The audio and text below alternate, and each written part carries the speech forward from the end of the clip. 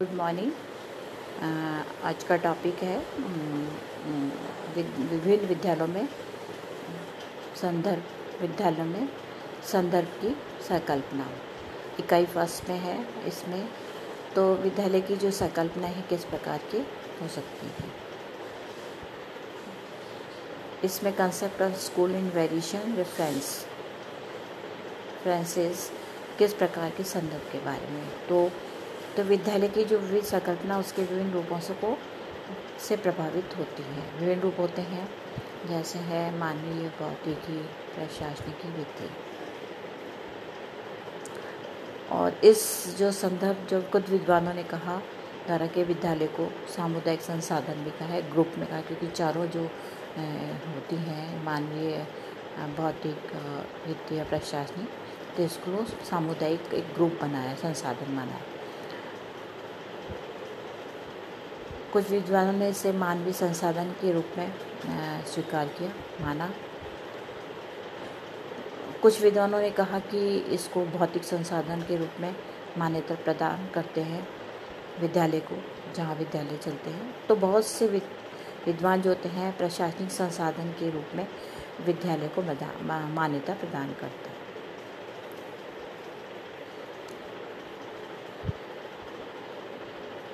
विद्यालय की जो विविध संकल्पना है उसके विविध रूप से प्रभावित होती है।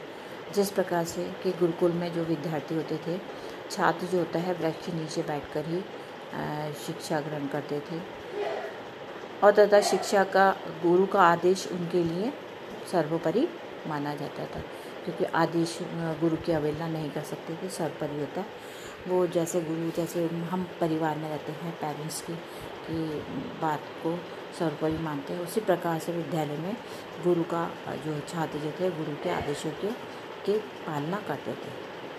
इस स्थिति में विद्यालय की संकल्पना गुरु के आधार पर ही स्वीकार गई कि जैसा गुरु कहते थे, जिस प्रकार से हम परिवार में माता पिता की आज्ञा का पालन करते हैं, आधार पर स्वीकार करते हैं हर बात को, उसी प्रकार से गुरु होता है विद्यालय में गुरु के द्वारा की जाती है। और विद्यालय में जो होता है कि संकल्पना जो होती थी वो शिक्षक केंद्रित होती थी, क्योंकि शिक्षक पे अध्यापक पर ही आधारित होती थी। यदि विद्यालय में शिक्षक सर्वोत्तम है, अतः बेस्ट होता था कि उसका चरित्र अच्छा है, गुणवान है, मधुर है, प्रेम भाव, सहयोगी है, तो विद्यालय का स्वरूप सर्वोत्तम होगा। अगर मुख्य सबसे शिक्षक जो होते हैं, शिक्षक सर्वोत्तम होते हैं तो विद्यालय का स्वरूप भी सबसे, क्योंकि पढ़ाने वाले जो पढ़ाए टीचर्स वो सर्वोत्तम है, मुख्य है, क्वालिफाइड होते हैं। तो इससे विद्यालय में जो है उनके पास जो शिक्षण प्रशिक्षण की डिग्री होती है, और व्याख्यान विधि द्वारा, प्रदर्शन विधि द्वारा, ब्लैक बोर्ड द्वारा, इन सब साधनों का भी प्रयोग आसानी से करते हैं, और छात्रों को अनुशासन में रखते हैं कक्ष में। इसमें भौतिक संसाधन की वित्तीय संसाधन एवं प्रशासनिक संसाधन की कोई भूमिका नहीं होगी। अगर शिक्षक सर्वोत्तम है तो विद्यालय का स्वरूप भी सर्वोत्तम होगा, इसलिए हमें तीनों क्या नहीं होगी। ठीक इसी प्रकार जब विद्यालय की व्यवस्था किसी संसाधन विशेष को अधिक महत्व प्रदान करते की जाती है, विशेष संसाधन, इन चारों संसाधनों को मानवीय, भौतिक, वित्तीय, प्रशासनिक की अधिक महत्व प्रदान की जाती है, तब अन्य संसाधनों की भूमिका स्वाभाविक रूप से गौण हो जाती है। अतः विद्यालय की संकल्पना का वर्णन हम विभिन्न संदर्भों में निम्नलिखित प्रकार से कर सकते हैं। टॉपिक भी हमारा है विभिन्न संदर्भ विद्यालयों की संकल्पना। सबसे पहले है मनुष्य, जिसे कहते हैं मानवीय संसाधन के स्वरूप में विद्यालय की संकल्पना। मनुष्य की कल्पना है, ज्ञान होता है, बौद्धिक होता है, अपने स्किल का प्रयोग करते हैं, तो विद्यालय का निर्माण करता है। दूसरा है भौतिक संसाधन के संदर्भ विद्यालय की आवश्यकता। भौतिक संसाधन मतलब जो हमारे विद्यालय है, अगर उसमें जो काम आने वाले भौतिक साधन है, जैसे हमारे है कि उपकरण है, कक्ष में टेबल चेयर्स है, कक्ष है, जो हमारे दैनिक जीवन में काम आने वाली सभी चीज़ें भौतिक संसाधन में सहायक सामग्री, प्रयोगशाला है, इक्विपमेंट्स हैं, ये सारे जो है विद्यालय संदर्भ विद्यालय की संकल्पना को पूरा करते हैं। तीसरा पॉइंट है वित्तीय संसाधन के संदर्भ विद्यालय की संकल्पना। तो हमें पहला पॉइंट था मानवीय, भौतिक तथा वित्तीय। अगर हम कोई विद्यालय चलाना है तो वित्तीय संसाधन की भी आवश्यकता होती है। किस प्रकार से हम जो हमारी जो आय है, इनकम, उसको किस प्रकार से संसाधन की आवश्यकता हो सकती है, बजट बनाना है, समय पे कितने के टीचर्स, तो इस प्रकार से वित्तीय संसाधन के संदर्भ। चौथा पॉइंट है प्रशासनिक संस्था के संसाधनों के संदर्भ विद्यालय के एडमिनिस्ट्रेशन चलाने वाला होना चाहिए जो हमारे विद्यालय के बारे में।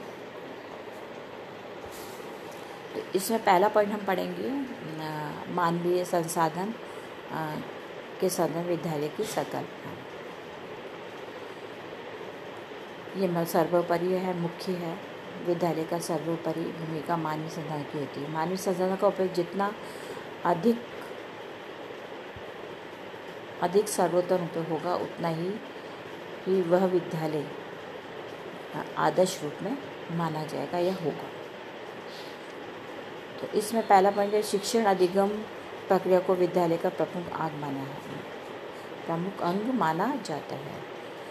सिखाने, अधिगम मतलब है सीखना, जो प्रक्रिया, जो प्रोसेस है, सिखाने की जो प्रक्रिया है, अध्यापक द्वारा शिक्षण जो होता है वो बेस्ट होता है, मुख्य होता है, प्रमुख अंग माना जाता है। यह प्रक्रिया उस स्थिति में प्रभावी रूप में संपन्न हो सकती है जब पूर्ण हो सकती है। अधिगम जो है शिक्षण अधिगम प्रक्रिया, जब शिक्षक द्वारा उचित शिक्षण विधियों का प्रयोग किया जाए। जैसे कक्ष में शिक्षक द्वारा शिक्षण विधियों का मतलब है विधियां हैं जो बहुत उचित शिक्षण विधियों का प्रयोग किया। जैसे हम कहते हैं कि क्लास में जाते हैं तो हम कक्ष में जाने से पहले हमें भाषण देना या व्याख्यान देना भी आ जाना। प्रदर्शन विधि है, अनुशासन विधि, सहयोगी विधि जो होती है। तो इस प्रकार से जो विधियाँ शिक्षण उचित हो ताकि बच्चा टीचर्स को की ओर एक मुख्य श्रोता के रूप में दे है और शिक्षक द्वारा जो पढ़ाया गया उसका उपयोग करें विधियों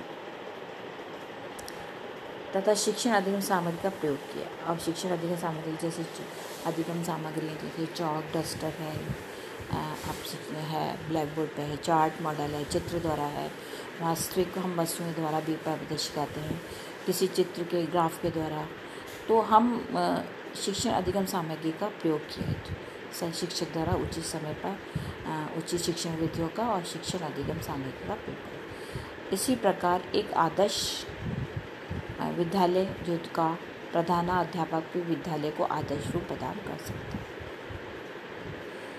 क्योंकि जो हमारा जो विद्यालय का जो मुख्य जो है प्रधानाध्यापक है और प्रधानाध्यापक के बाद अध्यापक होते हैं, सहायक होते हैं जो विद्यालय को आदर्श रूप में करते हैं, क्योंकि वो टाइम टेबल के अनुसार, समय सारणी के अनुसार कक्ष में जो शिक्षकों को भेजता है और वो सहायक सामग्री का प्रयोग द्वारा अपने छात्रों को शिक्षा ग्रहण करवाता है।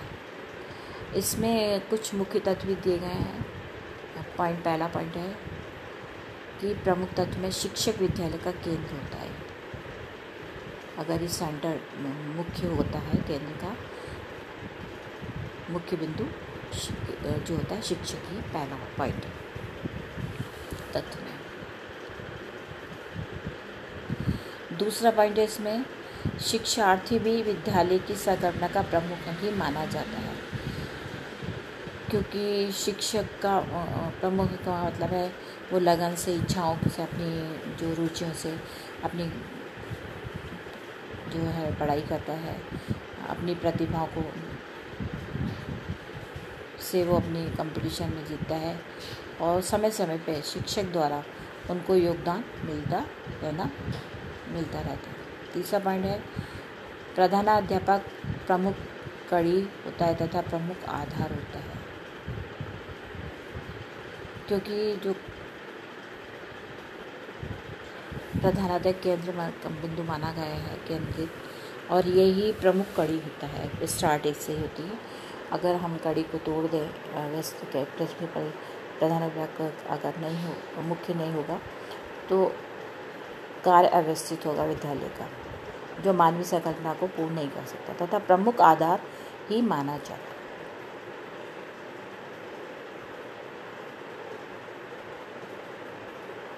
अगला पॉइंट है इसमें विद्यालय के सर्वोत्तम प्रबंध और संचालन में प्रबंध तंत्र की महत्वपूर्ण भूमिका होती है, क्योंकि विद्यालय को चलाने के लिए हमें महत्वपूर्ण एडमिनिस्ट्रेशन को कि किस प्रकार से विद्यालय कक्ष कैसे होना चाहिए, किस प्रकार से हमारी ऑफिस, प्रिंसिपल रूम और सर्वोत्तम प्रबंधन से संचालन में किस प्रकार से विद्यालय का समय है और वो किस प्रकार से अपने जो काम करने वाले, विद्यालय में काम करने वाले जो हैं अध्यापक हैं, प्रिंसिपल हैं, सहायक कर्मचारी हैं, उनको एक रूप में बांध के रखता है। इसीलिए कहा है कि विद्यालय सर्वोत्तम प्रबंध और संचालन में महत्वपूर्ण भूमिका होती है, क्योंकि वही हमारा संचालन करता है। समय पर हमारी सारी चीज़ों की सुविधा देखना, विद्यालय में बिजली की, लाइट की, समय समय वेतन की, फीस की, बच्चों के जो दैनिक जीवन में आने वाली विद्यालय में आने वाली सहायक सामग्रियाँ, पुस्तकालय, लाइब्रेरी हैं। 5वां, विद्यालय को आदर्श रूप प्रदान करने में अभिभावकों का महत्वपूर्ण स्थान होता है। 5वें पॉइंट में विद्यालय जो होता है आदर्श रूप में अभिभावक, पेरेंट्स की भी बहुत महत्वपूर्ण है, क्योंकि अगर हम अभिभावक का सहयोग इसलिए महत्वपूर्ण स्थान माना गया क्योंकि आदर्श कि वहाँ पे जो होने वाली जो गतिविधियाँ हैं विद्यालय की अध्यापक द्वारा आकर्षित होकर अभिभावक द्वारा, तो हम एक आदर्श विद्यालय में ही जो पेरेंट्स हैं, जो अभिभावक हैं, अपने बच्चों को वहीं एडमिशन दिलाते हैं। क्योंकि इस विद्यालय में सब सुविधा होती है, आदर्श विद्यालय। 6वां पॉइंट है विद्यालय के उत्थान के लिए शिक्षा समिति का गठन है। तो इसमें विद्यालय के उत्थान के लिए शिक्षा समिति का भी गठन किया जा सकता है और ये महत्वपूर्ण कार्य होता है। शिक्षा समिति 7वां पॉइंट है इसमें वर्तमान समय में शिक्षा समिति के स्थान पर विद्यालय प्रबंधन समिति की बैठक का गठन किया गया है। शिक्षा समिति के स्थान पर हमने कौन सी समिति का गठन किया है? विद्यालय प्रबंधन समिति का गठन किया है। विद्यालय जो है वो प्रबंधन समिति के ग्राम सभा सदस्य में जो विद्यालय जो प्रबंधन समिति में एक ग्राम सभा सदस्य होना चाहिए, लेखापाल होना चाहिए, एक स्वास्थ्य कार्यकर्त्री को सम्मिलित किया जाता है और प्रधानाध्यापक प्रिंसिपल होना चाहिए। अतिरिक्त 11 अभिभावक भी होना चाहिए, पेरेंट्स भी होना चाहिए, क्योंकि विद्यालय के लिए बहुत इम्पॉर्टेंट होता है। और 11 जो अभिभावक होते हैं उनमें से जो एक जो होता है, एक अभिभावक अध्यक्ष होता है और एक दूसरा जो होता है उपाध्यक्ष होता है। उन 11 अभिभावकों में से ही चयन किया जाता है। इन सभी के द्वारा विद्यालय के लिए अन्य संसाधन उपलब्ध कराए जाते हैं, क्योंकि विद्यालय को चलाने के लिए हमें देखा कि मनुष्य आवश्यकता होती है, जिसमें हमें पहले विद्यालय का कैसा मनुष्य शिक्षक होना चाहिए, संचालक होना चाहिए, प्रधानाध्यापक होना चाहिए। विद्यालय में अभिभावकों की भी सहमति होना चाहिए। समितियों का गठन भी किया गया तथा विद्यालय को आदर्श रूप प्रदान किया जा सकता है। इसी प्रकार से हमने पढ़ा कि विद्यालय जो होता है मानवीय संसाधन के रूप में विद्यालय की सर्वों को पूरा करता है। इसमें कहा है कि जैसे शिक्षण अधिगम प्रक्रिया होना, शिक्षण प्रक्रिया में शिक्षण विधियाँ जो अध्यापक द्वारा, जो शिक्षक द्वारा पढ़ाई जाती हैं किस प्रकार से की जाए। इसके बाद है इसमें शिक्षण अधिगम सामग्री, जो हमारे जीवन को पूर्ण करने के लिए हमारी जो पाठ्य योजना जो पढ़ाते हैं अध्यापक, प्रकरण को जो पढ़ाने के लिए कक्षा में जाने से पहले शिक्षण अधिगम सामग्री का प्रयोग किया जाता है। इसी प्रकार से हम एक आदर्श विद्यालय द्वारा मानवीय संसाधन के रूप में विद्यालय की संकल्पना को पूर्ण कर सकते हैं। ये महत्वपूर्ण है। उसके बाद है उसमें है हमारा दूसरा पॉइंट जो होता है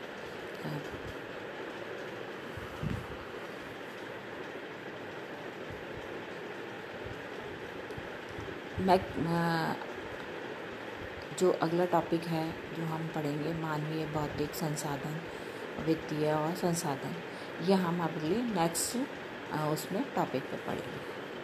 आज के बारे में हमने जो विद्यालय के मानव संध्या के बारे में, संकलन के बारे में विस्तारपूर्वक अध्ययन किया। इसमें एक क्वेश्चन भी आ सकता है विद्यार्थी SSC सेकेंड ईयर का टॉपिक। Thank you.